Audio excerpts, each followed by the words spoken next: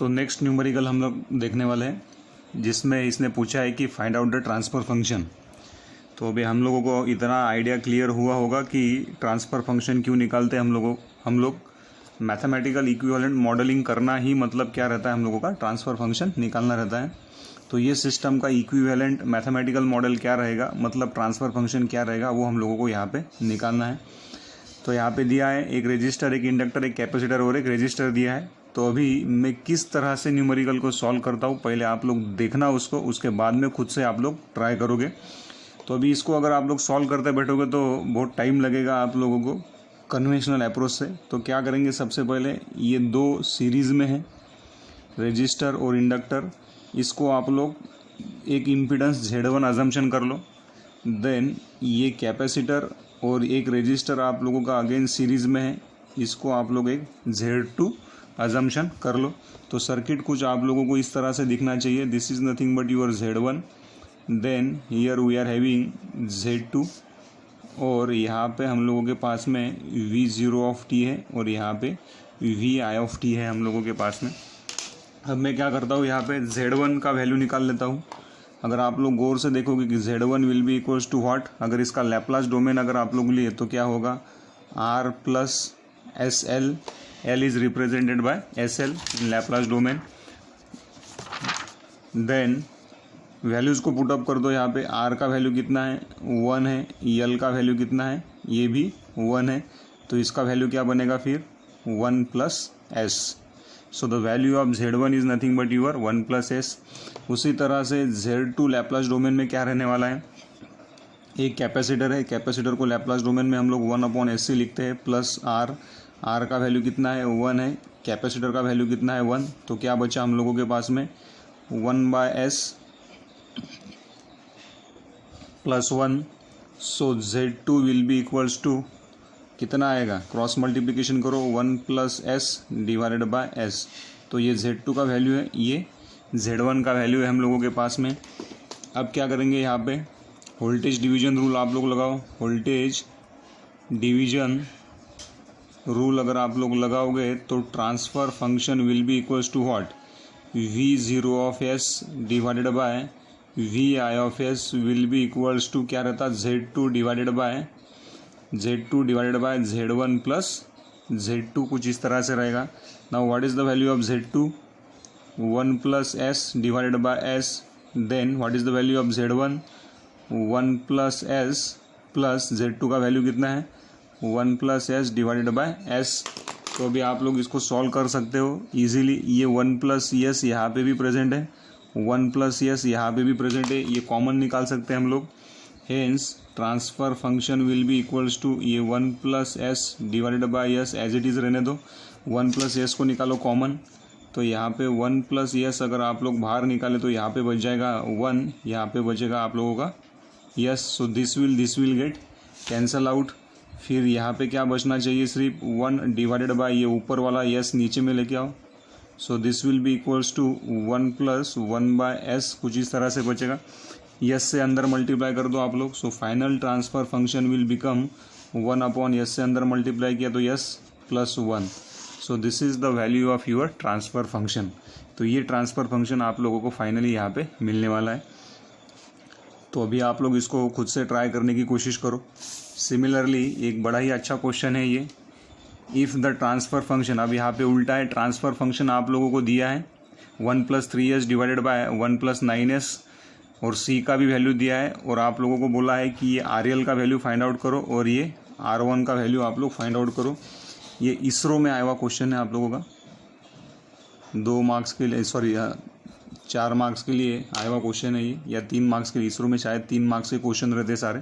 So this is your 3 marks question ISRO पूछा गया है ये।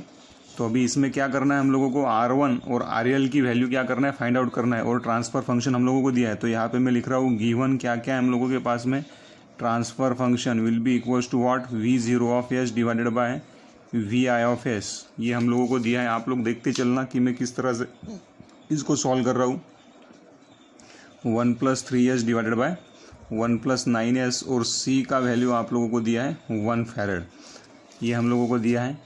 अब मैं क्या करता हूँ, फिर से इसको अजम्पशन कर लो आप लोग, ये पूरा जो इतना टर्म है इसको आप लोग Z1 अजम्पशन कर लो। तो फ्रॉम फिगर ऐसा लिखते हैं हम लोग, from figure transfer function will be equals to, figure पे से ट्रांसफ़र फंक्शन क्या मिलेगा हम लोगों को, V0 of S divided by Vi of S will be equals to क्या रहना चाहिए, Z1 divided by R1 plus Z1 total resistance. So what is the value of Z1, Z1 क्या है हम लोगों के पास में, Z1 यहाँ पे लिख रहा हूँ मैं, Z1 will be equals to RL plus C S 1/SC, इस तरह से Z1 will be equals to RL plus 1/CS, where C का वैल्यू कितना है भाई 1 दिया है। तो यहाँ पे लिख सकते हैं आप लोग RL plus 1/S divided by R1 plus what is the value of Z1, RL plus 1/S, कुछ इस तरह से। इसको सिंप्लीफाई करो आप लोग, सिंप्लीफाई करने के बाद में क्या मिलेगा, hence transfer function will be equals to, ये आना चाहिए आप लोगों का S into RL plus 1 divided by S divided by क्या आना चाहिए, R1S plus RLS plus 1 divided by S, कुछ इस तरह से बनना चाहिए। This will get cancel out, ये दोनों चीज़ें आप लोगों की क्या होने वाली है, कैंसिल होने वाली है। तो क्या बचेगा ऊपर में 1 प्लस RL इंटू S बचेगा, नीचे क्या बचेगा यहाँ से यस, और यहाँ से यस अगर आप लोग कॉमन ले लिए तो यहाँ पे बचेगा 1 प्लस यस ले लो कॉमन, तो then we are getting R1 plus RL, इस तरह से बचेगा। ये ऊपर वाला जो गिवन ट्रांसफ़र फंक्शन था इसको आप लोग इक्वेशन नंबर 1 दे दो, और जो आप लोगों को फिगर पे से मिला कंसिडर और give that transfer function equation number 2 उसको दे दो। फिर यहाँ पे लिख सकते हैं हम लोग कंपेयर इक्वेशन नंबर 1 एंड 2। अगर आप लोग इक्वेशन नंबर 1 और 2 को कंपेयर करोगे तो न्यूमरेटर पार्ट अगर आप लोग इक्वेट करोगे दोनों इक्वेशन का, ये देखो यहाँ पे भी न्यूमरेटर पार्ट ये देखो, और यहाँ पे भी ये न्यूमरेटर पार्ट देखो, 1 एज इट इज़ है इक्वेशन नंबर 1 में भी और 2 भी, यहाँ पे भी 1 एज इट इज़ है, यस भी एज इट इज़ है यहाँ पे। तो ये जो कोएफिशिएंट है यस का यहाँ पे कितना दिया है 3, इसका मतलब क्या है, from equation 1 and 2 the value of RL will be equals to what 3 ohm. So RL कितना आएगा आप लोगों का, सीधा कंपैरिजन करने के बाद में 3 ओम आना चाहिए। उसके बाद में नीचे देखो डिनोमिनेटर टर्म को कंपेयर करो, डिनोमिनेटर पार्ट को कंपेयर करने के बाद में ये वाला टर्म देखो, ये वाला टर्म आप लोग कंपेयर करो इक्वेशन नंबर 1 के डिनोमिनेटर के साथ में। तो क्या आना चाहिए आप लोगों के पास में, 9 will be equals to R1 plus RL का वैल्यू अभी आप लोगों ने फाइंड आउट किया है, which will be equals to 3 ohm. Hence R1 will be equals to कितना आना चाहिए, 9 minus 3 will be equals to 6 ohm. So in this way we are able to calculate the value of RL and R1। सो इस तरह से उल्टा भी question कभी कभी हम लोगों को दे सकता है, वो बोलेगा आप लोगों को कि ट्रांसफ़र फंक्शन भी दिया है और आप लोगों को क्या है एक सर्किट दिया है इलेक्ट्रिकल नेटवर्क, और आप लोगों को कोई अननोन क्वांटिटी यहाँ पे फाइंड आउट करने के लिए बोल सकते हैं। तो मैं ये 2 एग्जांपल लेता हूँ, बहुत सारे न्यूमेरिकल मैंने होमवर्क के लिए दिया है, PDF आप लोग देख लो उसमें, और आप लोग उसमें ट्राई करो सॉल्व करने का। अगर उसमें उन न्यूमेरिकल्स में अगर आप लोगों को कोई प्रॉब्लम होता है, कोई दिक्कत आती है, तो then you can ask me, we will try to solve all those numericals.